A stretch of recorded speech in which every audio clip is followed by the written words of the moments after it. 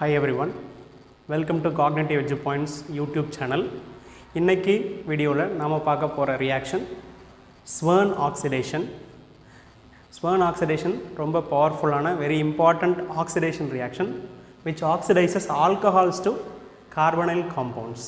For example, நம்ம ஒரு primary alcohol எடுத்துக்கிட்டோம்னா அது aldehyde ஆகும், secondary alcohol எடுத்துக்கிட்டோம்னா அது ketone ஆகும் oxidize பண்ணக்கூடிய ஒரு very important reaction. அந்த ரியாக்ஷனை பற்றியும் அதனுடைய மெக்கானிசம் எக்ஸாம்பிள்ஸை நம்ம டீட்டெயில்டாக பார்க்கலாம்.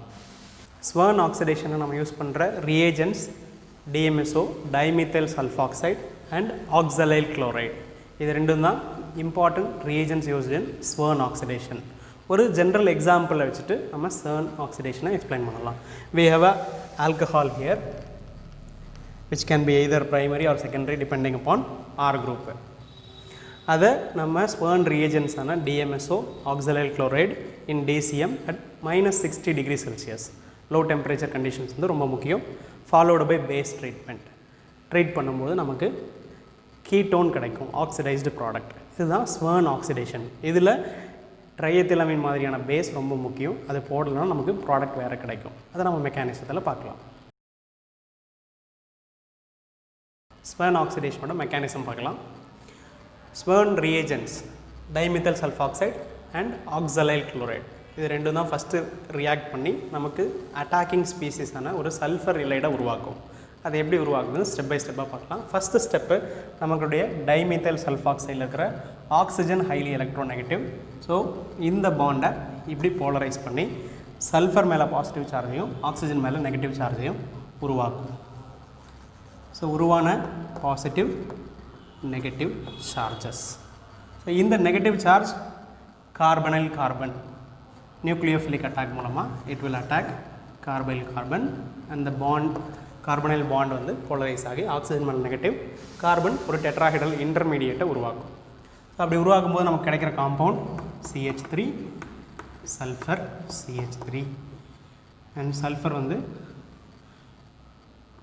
ஒரு ஆக்சிஜன் சிங்கிள் பாண்ட் கார்பனைல் குரூப்புடைய tetrahedral intermediate chlorine O- and other part of oxalyl chloride. இப்படி உருவான சிஸ்டம் சல்ஃபர் மேலே positive charge.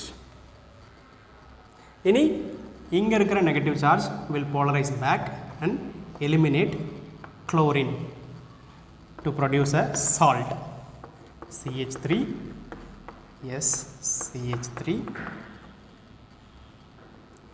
oxygen positive charge on sulfur. நமக்கு இது கார்பனைல் குரூப்பாக மறுபடியும் மாறிடுச்சு, குளோரின் வெளியில் போயிடுச்சு. ஆக்சலைல் குளோரைடோட பேலன்ஸ் பார்ட் குளோரின் சொல்யூஷனில் மைனஸாக இருக்கும். So it is a salt. இனி அடுத்த ஸ்டெப்பில் இந்த chlorine will attack back positive சார்ஜை கேரி பண்ணுற சல்ஃபரை அட்டாக் பண்ணோம்.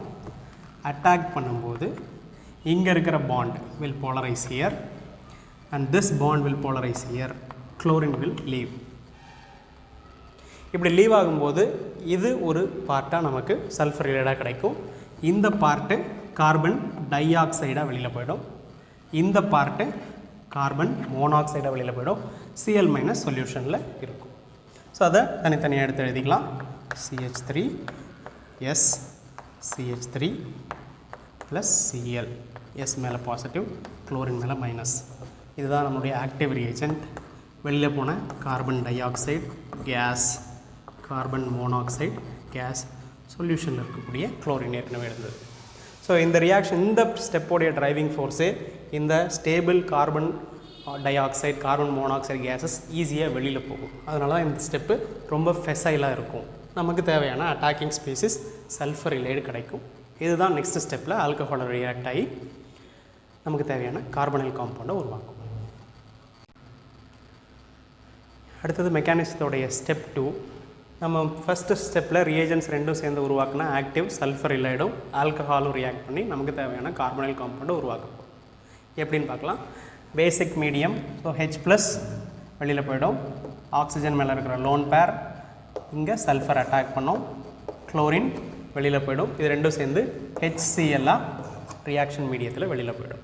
நமக்கு இது மூலமாக கிடைக்கக்கூடிய compound CH3 CH3 sulfur oxygen and 2 R groups.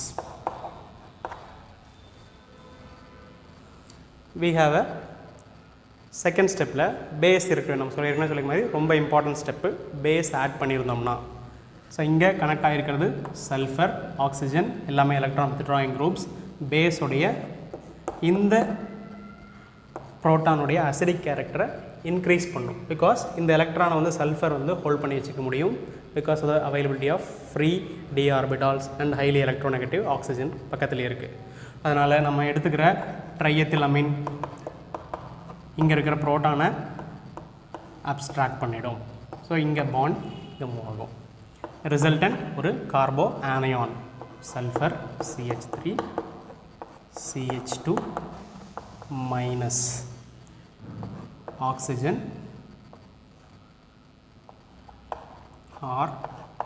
R prime. So இது ஒரு செகண்டரி ஆல்கஹால். அப்போ ஒரு ஹைட்ரஜன் இருக்குது, அதையும் நம்ம சேர்த்து எழுதிக்கலாம்.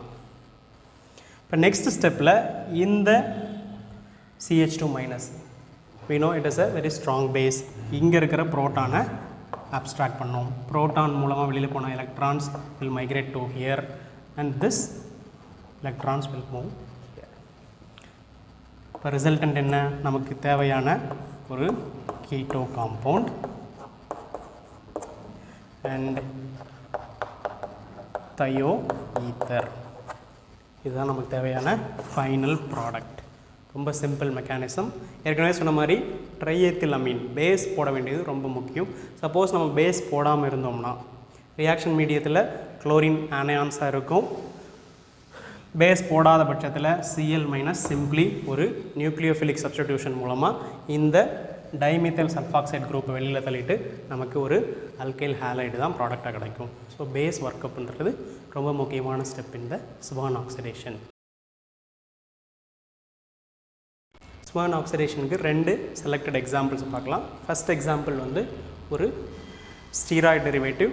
இங்கே ஒரு ஹைட்ராக்சல் குரூப் இருக்குது, இங்கே ஒரு ஹைட்ராக்சல் குரூப் இருக்குது. ரெண்டையும் ஸ்வர்ன் ஆக்சிடேஷன் கண்டிஷன்ஸில் ட்ரீட் பண்ணும்போது அதாவது DMSO oxalic chloride in the presence of base we get carbonyl group. In the silyl group trimethyl silyl protection which can be deprotected by acid treatment 5% HCl in methanol.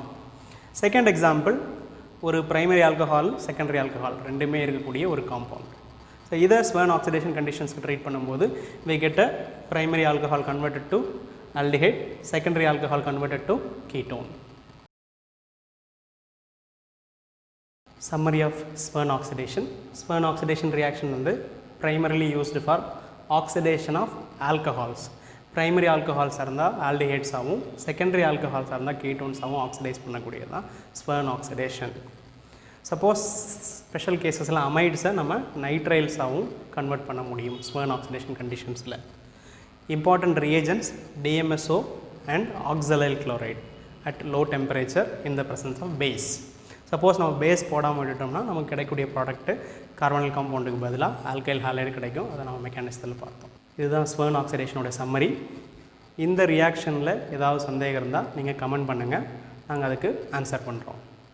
இந்த video உங்களுக்கு பிடிச்சிருந்தா like பண்ணுங்கள், உங்கள் friends எல்லாருக்கும் share பண்ணுங்கள், அப்புறம் மறக்காமல் சேனலுக்கு சப்ஸ்கிரைப் பண்ணுங்கள். தேங்க்யூ.